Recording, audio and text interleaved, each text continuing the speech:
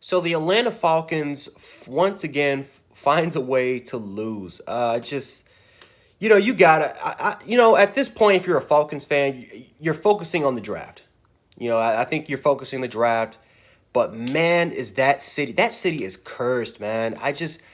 I have never seen Atlanta.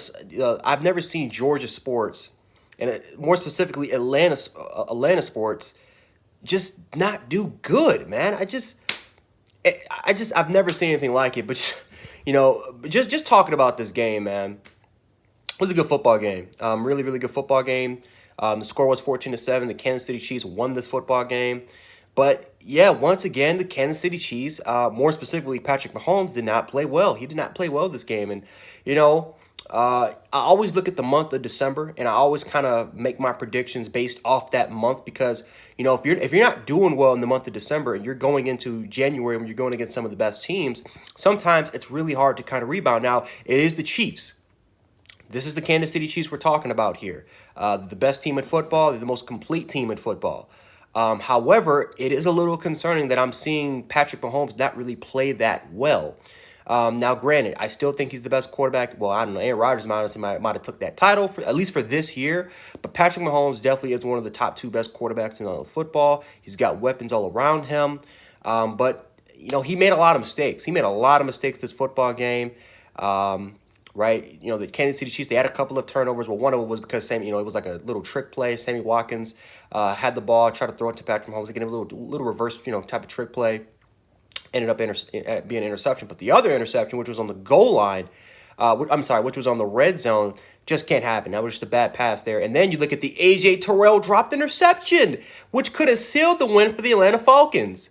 Right? I mean, I feel like that's just a 50-50 play. A.J. Terrell had excellent coverage. He had the interception, just couldn't come down with it when he was rolling over. Just couldn't come down with it. And if he just would have caught that pass, the game is over. The Atlanta Falcons is winning that game.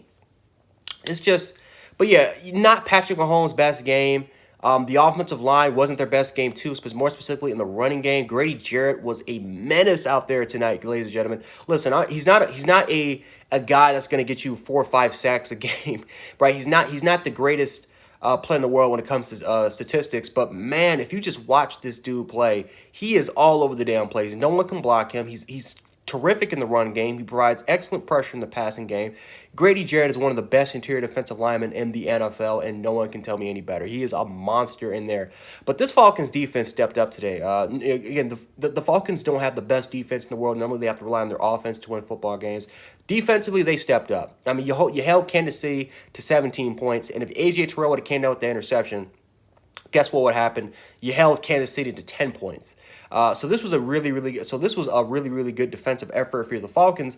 Just couldn't come up with enough plays in the end to win. But the Falcons offense, I mean, they did good statistically, but they just couldn't capitalize enough opportunities. I think that's really kind of the summary of this football game. The Falcons offense just couldn't really capitalize on enough opportunities.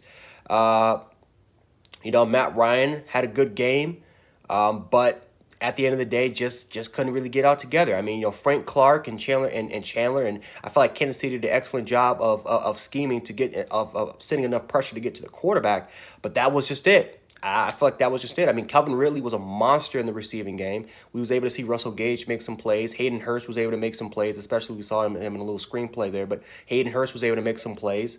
Their running game is probably their weakest point. I didn't feel like it did too bad. I feel like they had some moments of success, but the running game is pretty much the kind of the weak spot of their football team, at least on the offensive side of the ball. But yeah, the summary of this Falcons offense in this game is that they just didn't capitalize enough opportunities, and that's really been it's just been them the entire season. They just can't seal the damn deal. The Falcons offense just couldn't seal the damn deal. And I'm sorry, that whatever happened outside kind of scared the crap out of me. They just couldn't seal the damn deal.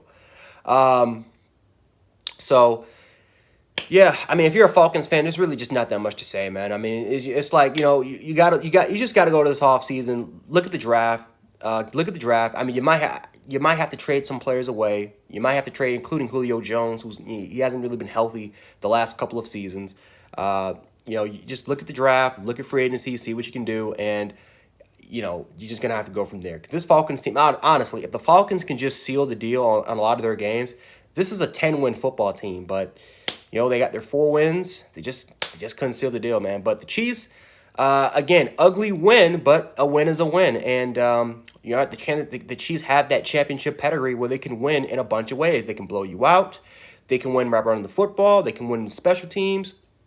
They can win in ugly ways. I mean, the Chiefs just find ways to win, and that's what being a champion's all about, just finding ways to be a winner. So if you guys enjoyed this video, make sure to hit the like button, share the video, and also subscribe. Definitely helps out the channel, and it lets me know that you guys want more NFL Weekly recaps and more content from me in the future. So I would gradually appreciate it if you guys definitely hit the like button and subscribe. But anyway, yep, Jen716, aka Jen Sports. Have a good day, or have a good night, and I'm out. Peace.